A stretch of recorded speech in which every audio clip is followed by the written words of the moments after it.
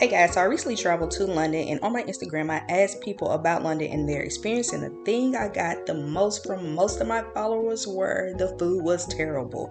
So I set out to see where the good food in London was, and the first thing I did was took a food tour in Shoreditch with Totally Tailored.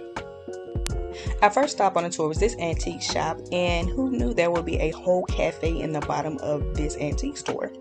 So we went down, and it was pretty cool to see the architecture. As you can tell, it is very much original. Of course, they have kept it updated, but it was pretty nice. Now here we got what's called a queen's cake. It is a special type of cake that's made.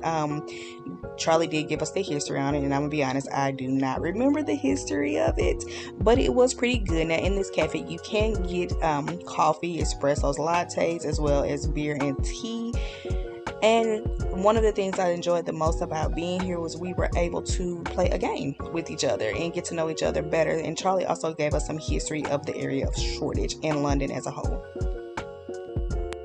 While we were here, we got to know each other, so we did an icebreaker game, and each person had to tell what their last meal on earth would be. And let me tell you, some of the meals were just absolutely interesting, okay? But it was cool to hear people from another region and what they would eat compared to us Southerners on the trip, on the tour rather, what we would have as our last meals. It was a pretty cool icebreaker. Kudos to Charlie for this. Most people, when they arrive to London, they go to the East End.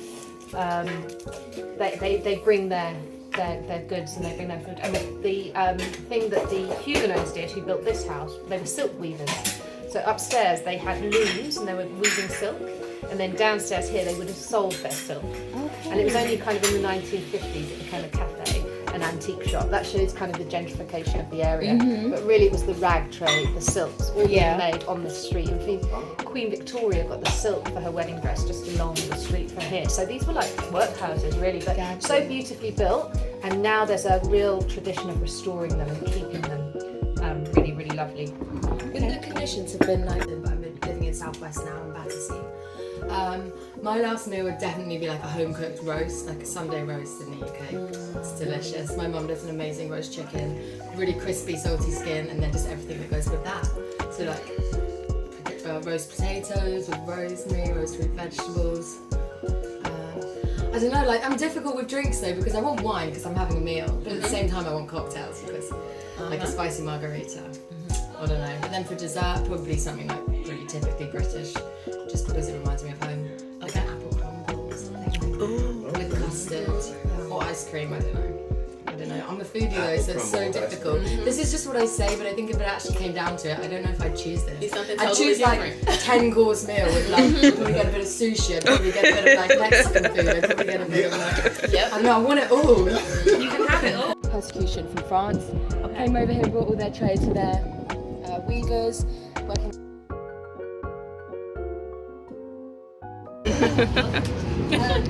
This is the best fish and chips in London. 1952 this started, so it's been going a long time. It's kind of one of the originals. They have fish and chip shops all around London now, but this started here. Okay. Coffee just died only this year actually. You could often see him in here, and they have a lovely collection of like memorabilia. There he is. Yeah.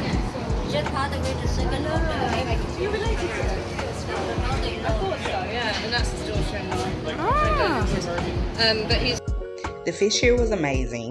It was light, airy, crispy, had flavor. The chips, not a fan. Now the total tour was somewhere around about 2 miles long throughout the area of Shoreditch and Brick Lane, which is a very popular street, especially for curry houses. So it's about a 2-mile walk, but we got to see a lot of art in between and learned a lot of history on this tour.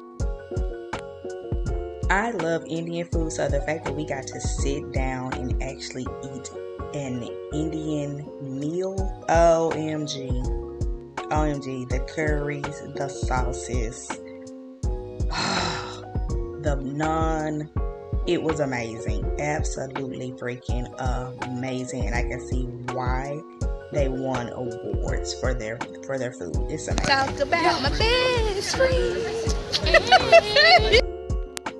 Our next stop is at Dark Sugars, and it is a Ghanaian owned chocolate store, and it has a bunch of different chocolates in the inside. They also have some crazy combinations with chocolates in here, and I wanted to try it all. However, I was already stuffed from all the food that we ate previously, but we did have gelato here, and the gelato is divine. It is amazing, and I've had a lot of gelato to compare it to, but this was some awesome gelato.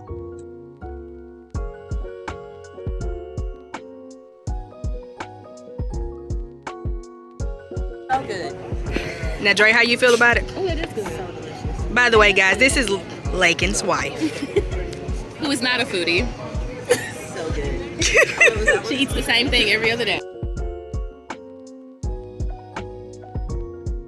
This is a well-known bagel shop. I heard the bagels were absolutely amazing here. However, we did not have time to try it. Like graffiti and going out because all his friends were going out drinking and he couldn't really drink because of VME. So he went out and just like really went for it in terms of like graffiti and like painting the walls. It sounds like a really kind of nourishing, kind of good thing for kids.